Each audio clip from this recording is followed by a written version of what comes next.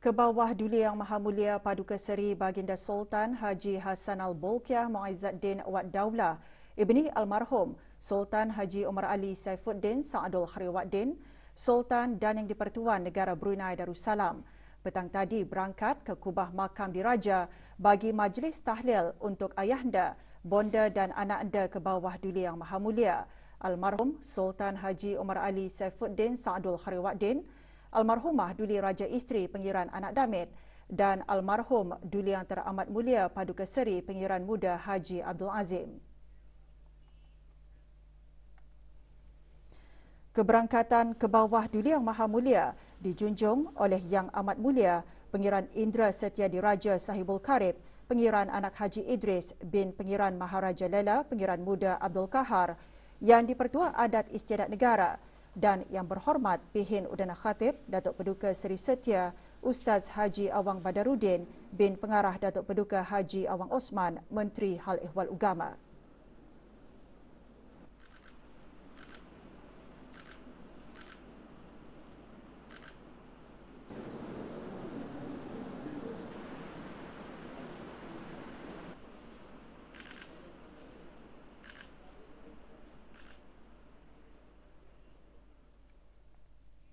Berangkat sama paduka-paduka anak anda dan adinda ke bawah Duli Yang Maha Mulia.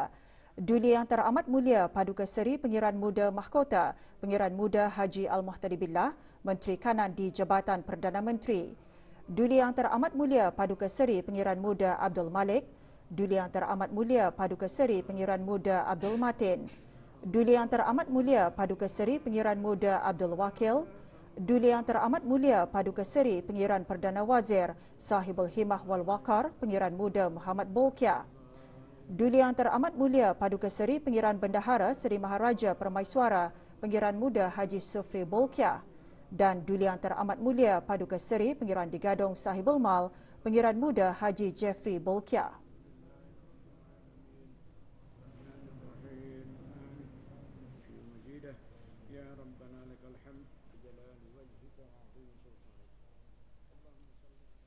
Majlis bermula dengan bacaan surah Al-Fatihah dipimpin oleh Yang Berhormat Pihin Datu Seri Maharaja Datuk Paduka Seri Setia Dr. Ustaz Haji Awang Abdul Aziz bin Junid, Mufti Kerajaan, diikuti dengan bacaan tahlil, doa tahlil dan doa selamat.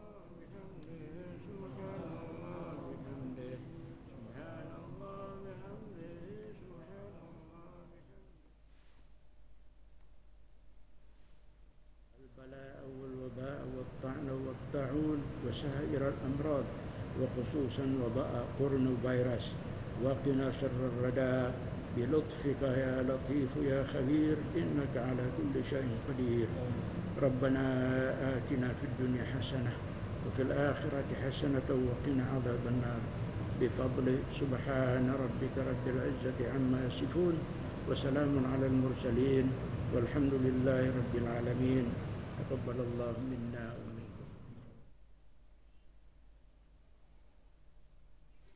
Ke bawah Duli Yang Maha Mulia kemudian menjerus air asah-asahan ke atas makam almarhum ayahanda, bonda dan anakanda baginda.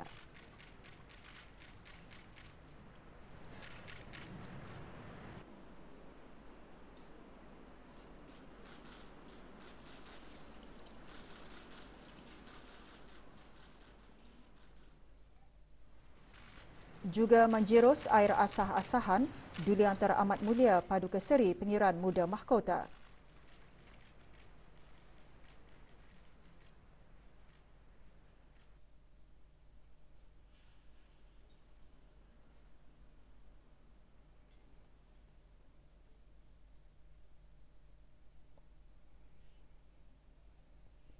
Diikuti oleh Duli Yang Teramat Mulia Paduka Seri Pengiran Muda Abdul Malik.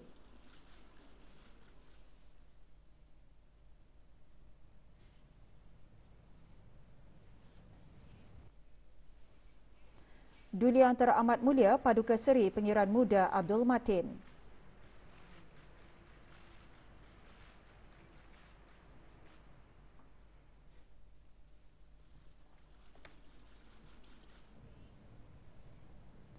Duli Yang Teramat Mulia Paduka Seri Pengiran Muda Abdul Wakil,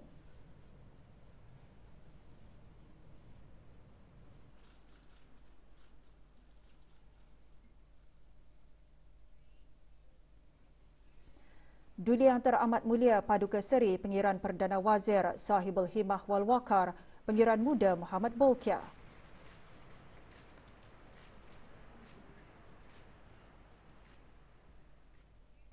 Duli Yang Teramat Mulia Paduka Seri Pengiran Bendahara Seri Maharaja Permaiswara, Pengiran Muda Haji Sufri Bolkiah.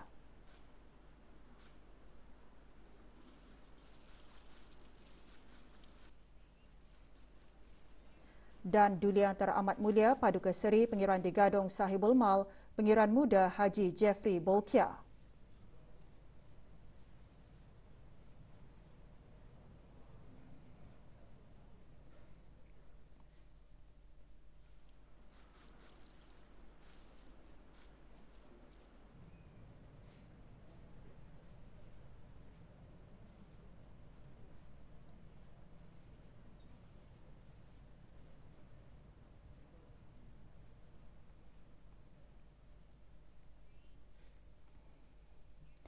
Juga hadir Yang Amat Mulia Pengiran-Pengiran Kshatriya, Yang Berhormat Menteri-Menteri Kabinet, Ahli-Ahli Majlis-Majlis Mesyuarat, Timbalan-Timbalan Menteri, Pemerintah Angkatan Bersenjata di Raja Brunei, Pengiran-Pengiran Peranakan, Pihin-Pihin Menteri, Menteri-Menteri Bertauliah, Setiausaha-Setiausaha Tetap dan Timbalan-Timbalan Setiausaha Tetap.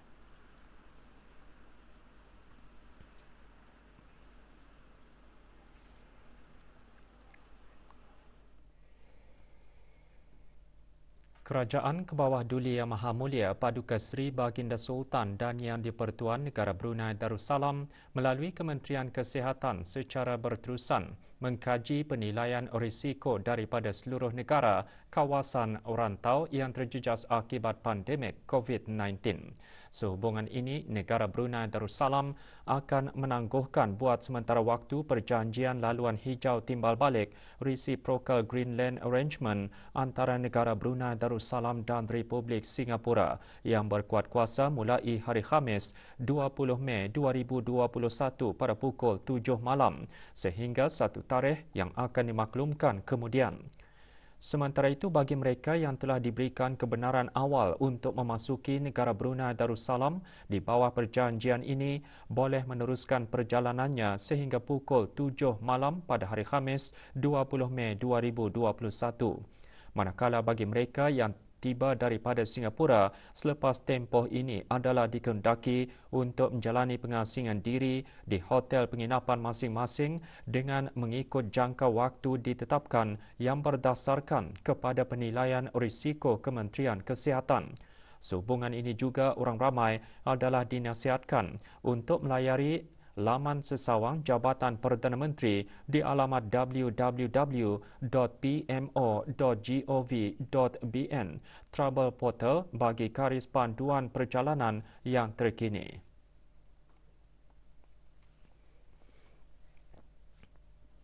Hari Telekomunikasi dan Masyarakat Berinformasi Sedunia WTISD 2021 disambut setiap tahun pada 17 Mei. Tema tahun ini adalah Accelerating Digital Transformation in Challenging Times yang menekankan peranan utama teknologi maklumat dan komunikasi ICT. Bersempena dengan memperingati hari tersebut, pihak berkuasa Industri Teknologi Info Komunikasi Negara Brunei Darussalam AITI petang tadi mengadakan majlis doa kesyukuran di Surau Lapangan Terbang Antarabangsa Brunei. Hadir Yang Berhormat Datuk Seri Setia Awang Abdul Muttalib bin Pihin Orang Kaya Seri Setia Datuk Paduka Haji Awang Muhammad Yusof, Menteri Pengangkutan dan Info Komunikasi. Majlis dimulakan dengan solat sunat hajat dan fardu asar berjemaah diikuti bacaan surah Yasin, tahlil dan doa kesyukuran. Juga hadir Datuk Seri Paduka Awang Haji Mat Satijo bin Sokiau, Timbalan Menteri Tenaga selaku pengurusi AITI.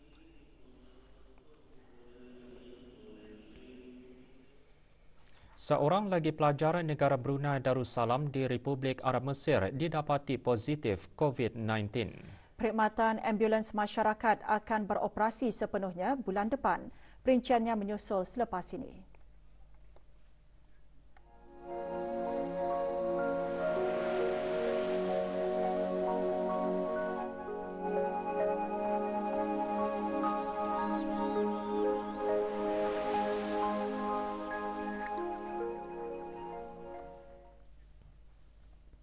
Berdasarkan kepada maklumat yang diterima daripada pihak Ataci Pelajaran dan Kebudayaan, Kedutaan Besar Negara Brunei Darussalam di Republik Arab Mesir pada 18 hari bulan Mei 2021, seorang lagi pelajar negara Brunei Darussalam telah didapati positif COVID-19. Sementara 2 daripada 4 orang pelajar yang positif COVID-19 telah disahkan sembuh, membawa jumlah keseluruhan kepada 3 kes aktif.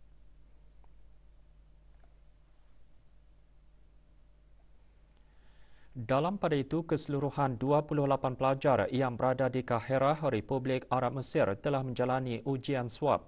3 pelajar yang didapati positif tidak mengalami sebarang simptom dan pelajar secara keseluruhannya adalah dalam keadaan yang baik.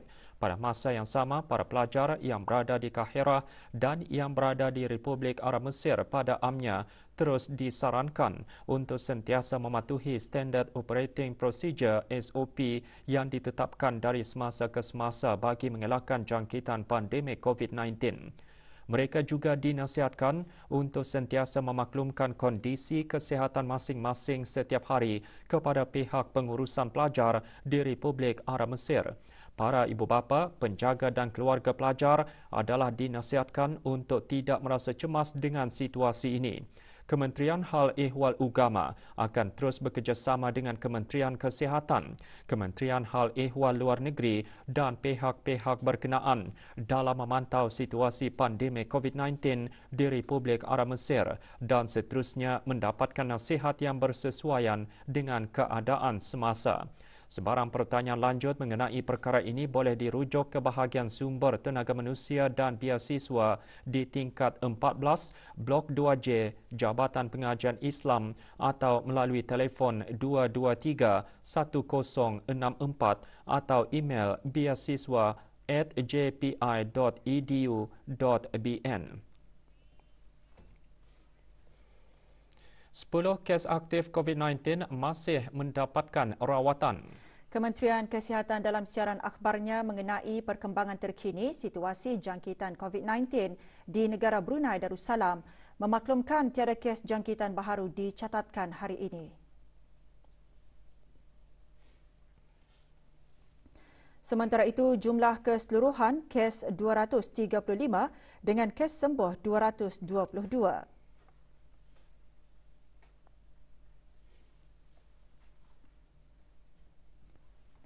Kes terakhir jangkitan tempatan COVID-19 dilaporkan pada 6 Mei 2020, manakala jumlah kes import sejak kes jangkitan terakhir tempatan dilaporkan sebanyak 94 kes.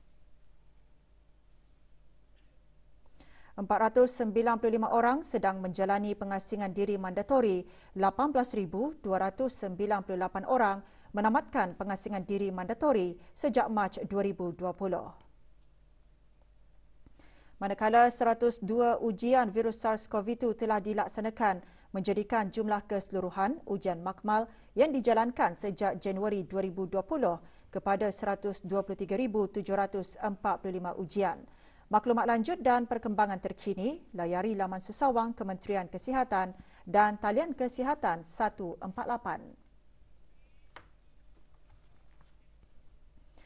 Beberapa inisiatif diambil oleh Persatuan Bulan Sabit Merah Negara Brunei Darussalam ke arah mencapai gagasan Pelan Bertindak Strategik 5 tahun 2020 hingga 2025.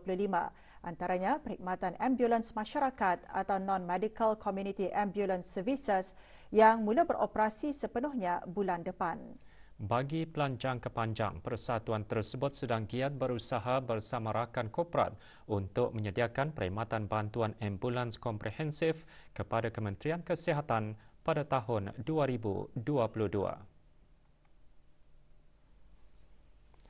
Perkhidmatan ambulans masyarakat menawarkan pengangkutan percuma kepada warga emas dan golongan tertentu di daerah Brunei dan Muara bagi membantu mereka mendapatkan rawatan dan menghadiri perjanjian doktor di hospital dan juga pusat-pusat kesihatan. Menurut Yang di-Pertua Persatuan Bulan Sabit Merah Negara Brunei Darussalam, talian hotline juga akan disediakan bagi memudahkan orang ramai untuk mendapatkan perkhidmatan tersebut. Obatan dan juga penghantar pesakit yang menjalani pusat dialisis. So pihak persatuan menyediakan ambulans ini untuk memberikan kepada masyarakat umum untuk digunakan secara percuma, Puan. Sementara itu, pasukan Kadet Bulan Sabit Merah di bawah seliaan Jabatan Pendidikan Co-Kurikulum Kementerian Pendidikan mempunyai logo baharu bagi memberigakan pasukan tersebut kepada masyarakat umum. Jadi dengan ada logo itu dapat mengenal pasti di manakah ahli media dan siapakah ahli sukarelawan yang mendaftar. So basically ada differentiate daripada satu antara duanya itulah. Hari Raya Aidilfitri memberikan makna yang besar kepada seluruh umat Islam, lebih-lebih lagi kepada saudara-saudara baharu yang pertama kali menyambutnya. Ia merupakan hari kemenangan setelah menunaikan ibadah puasa Ramadan. Aidilfitri yang disambut pasti memberikan makna yang tidak dapat diungkapkan, terutama bagi saudara baharu yang pertama kali meraikannya. Bagi sebuah keluarga saudara baharu dari Kampung Penabai Kuala Tutong, Awang Muhammad Salanjad bin Muhammad Hanif, keberkatan bulan Syawal merupakan suatu anugerah yang tidak terungkap dengan kata-kata. Menurutnya, sejak melafazkan 2 kalimah syahadat tahun lalu, jiwa mereka lebih tenang, apatah lagi ketika mendengar gema takbir pada pagi raya dan menunaikan sembahyang sunat Aidilfitri.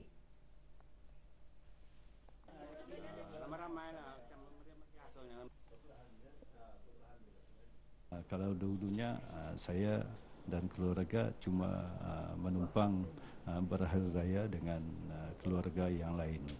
Pada tahun ini saya sendiri yang turun dan kami memang bersedia awal-awal lagi untuk menyambut hari raya dan sebelum itu untuk bersedia juga untuk ke masjid menunaikan sunat hari raya Aidilfitri. Pengalaman yang sama juga dirasai oleh isteri dan anak Awang Muhammad Salanjad.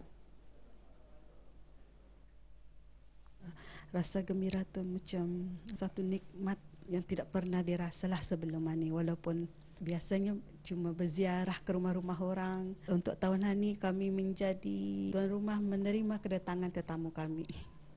Harapan kami sekeluarga tahun ini dengan kedatangan Aidilfitri ini supaya dapat mengeratkan silaturahim di antara kami dengan saudara yang lainlah.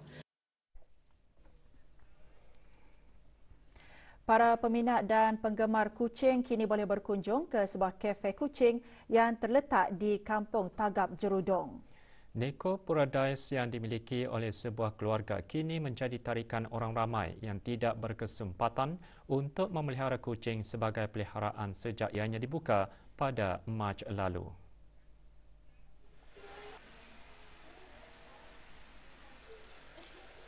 Kafe ini memberi peluang kepada para peminat kucing untuk berinteraksi dengan kucing-kucing mereka. Menurut Muhammad Haziman bin Haji Sulaiman, pemilik Neko Paradise, timbulnya idea untuk membuka kafe ini apabila berpeluang melawat ke beberapa kafe kucing di luar negeri. Walaupun terdapat beberapa kafe kucing di negara ini, Neko Paradise mempunyai keistimewaannya yang tersendiri seperti tempat permainan khas dengan kucing-kucing dan air terjun dalam taman. Specialist itulah we have provide dorang punya playground sendiri so that people boleh datang boleh play with the cats. Itulah yang special. Dapat view dari luar macam aquarium lah. In future insyaAllah we ada cafe yang ada sales barang kucing, grooming, a lot of things to consider sudahlah. Pada ketika ini, kafe ini mempunyai lebih 30 ekor kucing berbagai jenis. Orang ramai yang ingin berkunjung ke kafe ini boleh menghubungi pemilik kafe berkenaan terlebih dahulu untuk membuat tempahan di Instagram @NekoParadise dengan harga RM5 untuk dewasa, RM4 untuk kanak-kanak di bawah 12 tahun dan percuma bagi kanak-kanak di bawah umur setahun.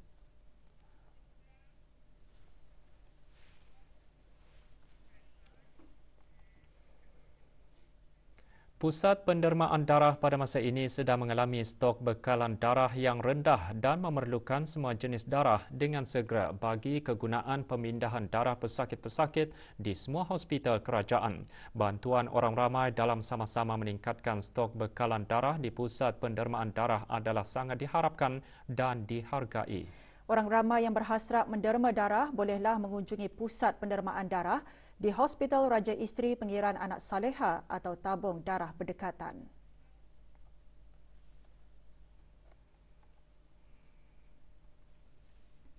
Waktu pendaftaran menderma darah di Pusat Pendermaan Darah di Hospital Raja Isteri Pengiran Anak Saleha dan tabung-tabung darah di semua hospital daerah pada hari Isnin hingga Khamis dan Sabtu pukul 8.15 pagi hingga 11.45 pagi dan 1.30 petang hingga 4 petang. Kementerian Kesihatan melalui Pusat Pendermaan Darah, Jabatan Perkhidmatan Makmal juga akan mengadakan kempen derma darah pada Sabtu 22 Mei pukul 9 pagi hingga 1 petang di Traders Inn, Jalan Gadong. Untuk maklumat lanjut atau membuat tempahan bagi mengadakan kempen derma darah, hubungi Pusat Pendermaan Darah di talian 2242-424, sambungan 5745 atau 6001 atau 6002. Sebahagian jalan utama Brakas akan ditutup selama 5 hari bermula Jumaat ini, 21 Mei. Penutupan sebahagian jalan berkenaan adalah untuk memberi laluan kerja-kerja membaik pulih dan menurap semula jalan berkenaan. Sehubungan itu, Jabatan Kerja Raya Kementerian Pembangunan menasihatkan para pengguna jalan raya untuk sentiasa berhati-hati apabila melalui jalan berkenaan di samping mematuhi papan tanda amaran jalan raya dan mematuhi had laju yang telah ditetapkan.